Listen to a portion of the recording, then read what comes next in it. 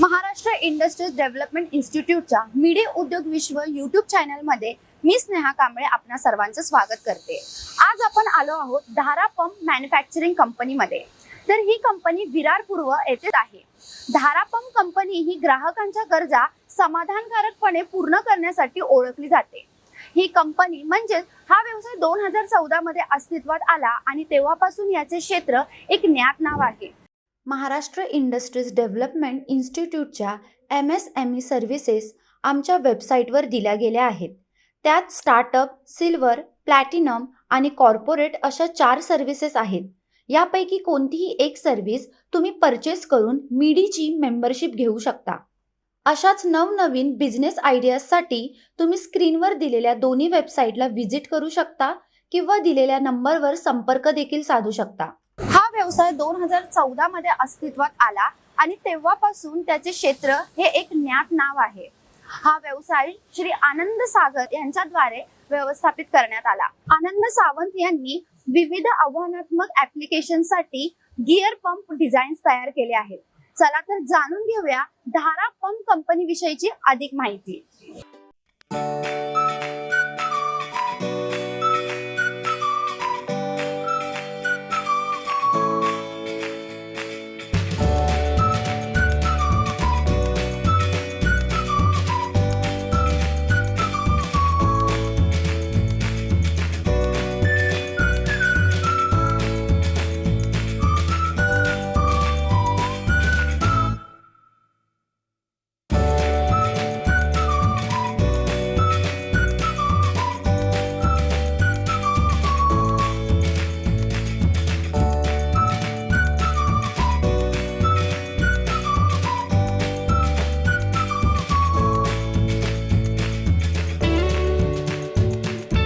नमस्कार। तर आता आपण धारा पंप कंपनीचे ओनर आनंद सावंत सरांसोबत आहोत। सर, मीडिया उद्योग विश्व आमच्या YouTube चॅनलमध्ये तुमचं खूप खूप स्वागत। थँक्यू। तर सर, मी तुम्हाला पहिला असं विचारेल की ही जी तुमची धारा पंप मॅन्युफॅक्चरिंग कंपनी आहे, ही कंपनी सुरू करण्याआधी तुम्ही कोणत्या गोष्टीला प्रेरित झाला, इन्स्पायर झालात सर? मी म्हणजे बिफोर जॉईनिंग धारा पंप्स मी स्वतः एक जागी सर्व्हिसला होतो ॲज अ मेकॅनिकल इंजिनियर। मी काही बऱ्याच कंपन्यामध्ये आफ्टर कॉलेज जवळजवळ 14 इयर्स मी काम केलेलं आहे वेगवेगळ्या फील्डमध्ये, पंप्स लाईन, वाल्व्स लाईन ह्याचे। आणि असं वाटलं की एक पॉईंटला की स्वतःचं एक स्टार्ट करावं।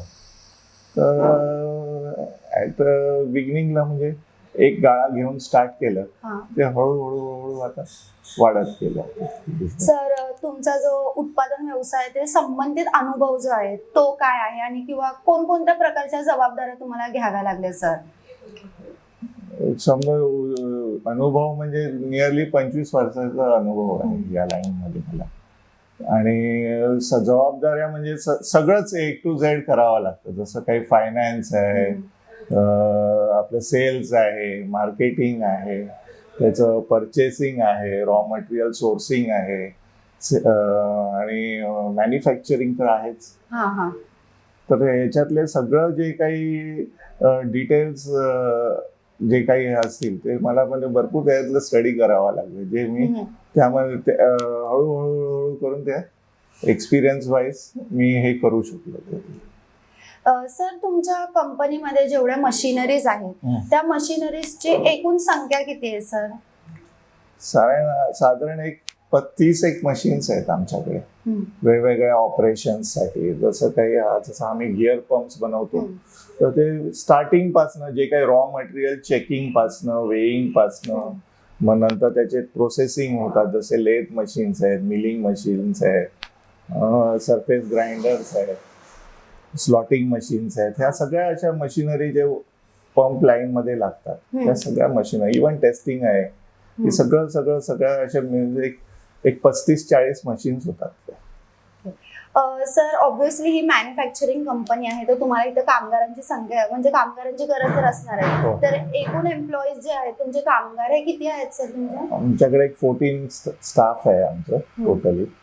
त्यात टेक्निकल आणि ऑफिस स्टाफ असं मिळून टोटली 14 आहेत. ऑफिस स्टाफ साधारण 2 आहेत आणि जे जो मॅन्युफॅक्चरिंग हे करणारे आहेत ते 12 आहेत.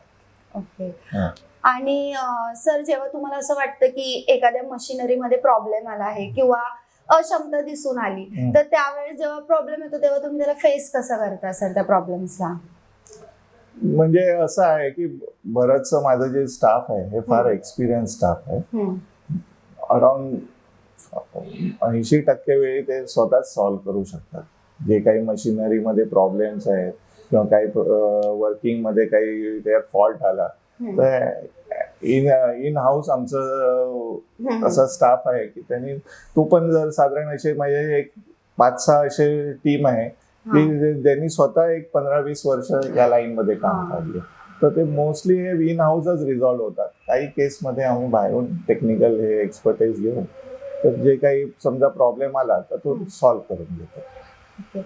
आणि सर, तुमच्या ज्या मशिनरीज आहेत त्यांची कॉस्ट ही म्हणजे साधारणतः किती असते कॉस्ट? साधारण म्हणजे सगळ्यात म्हणजे जसं सरफेस मिलिंग मशीन आहेत हे साधारण 6-7 लाखाची पण असते. 8-1 लाखापर्यंत सुरू होते. काही आहेत मशिनरी एक 50-60 हजाराला पण येतात. तसं रेंज वाईड आहे त्याच्यातलं.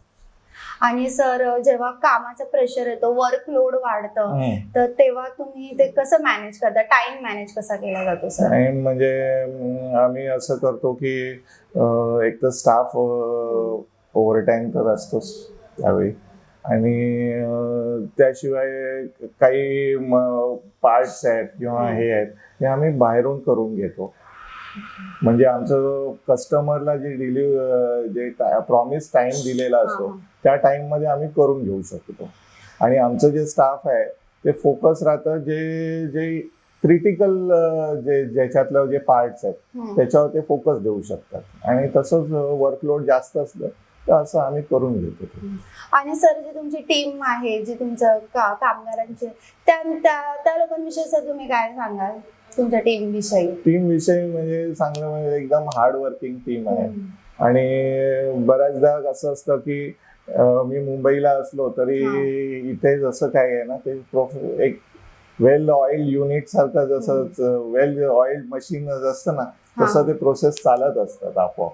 म्हणजे नीड नॉट समटाईम मी बाहेर गेलो किंवा आउट ऑफ स्टेशन असलो क्लायंटला भेटायला तरी मी जे काही इन्स्ट्रक्शन दिले किंवा हे केले आपोआप ते काम चालू म्हणजे स्मूथली रन होत असतं. नीड नॉट माझं एक प्रेझेन्स असणं हे काही भरपूर गरजेचं नाही असं आहे. तर ते बरंचसं मॅनेज करून घेतात ते. ओके. आणि सर, मी एक शेवटचा प्रश्न तुम्हाला विचारेल. तुमची जी कंपनी आहे ती सतत गुणवत्ता आणि एक चांगल्या यशस्वी स्तरावरती आहे, भूमिकेत आहे, त्यामागचं कारण काय सर नक्की?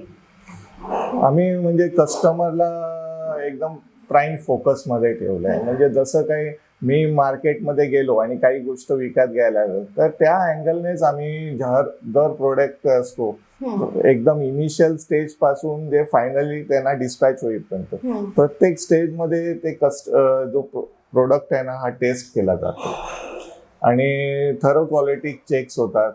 आमच्याकडे टेस्टिंग लिस्टिंग सगळी फॅसिलिटी आहे. प्रत्येकाचं कस्टमर म्हणजे तो सॅटिस्फाईड होऊनच शेवटी हे आणि तेच आमचं बिझनेसचं मॉडेल आहे. रिपिटेटिव्ह कस्टमर्स आमचे. Thank you sir. तर आपल्याला सरांनी त्यांच्या कंपनीविषयी म्हणजे धारा पंप कंपनीविषयीची सगळी माहिती दिलेली आहे. Thank you so much sir once again. आमच्यासोबत तुम्ही आम्हाला सगळं डिस्कस करून सांगितले तुमच्या कंपनीविषयी, त्यासाठी तुमचं खूप खूप धन्यवाद सर. थँक्यू. आजच्या व्हिडिओच्या माध्यमातून तुम्ही जाणून घेतले असेल की गिअर पंप मॅन्युफॅक्चरिंग प्रोसेस कशी केली जाते. मिडी नेहमी ह्याच प्रयत्नात असते की तुम्हाला युनिक बिझनेसविषयी अधिक माहिती प्रदान करत राहील जी तुमच्यासाठी खूप फायदेशीर ठरेल. जर तुम्हाला कोणत्याही बिझनेसविषयी माहिती हवी असेल तर मिडी तुम्हाला त्यासाठी नेहमीच मदत करेल. आमची कंपनी फायनान्ससाठी देखील मदत करते. तुम्ही आमच्या ईमेल आयडीच्या थ्रू अधिक माहिती मिळू शकता किंवा स्क्रीनवर दिलेल्या आमच्या वेबसाईटवर व्हिजिट करू शकता. तसेच नंबरवर संपर्क देखील साधू शकता.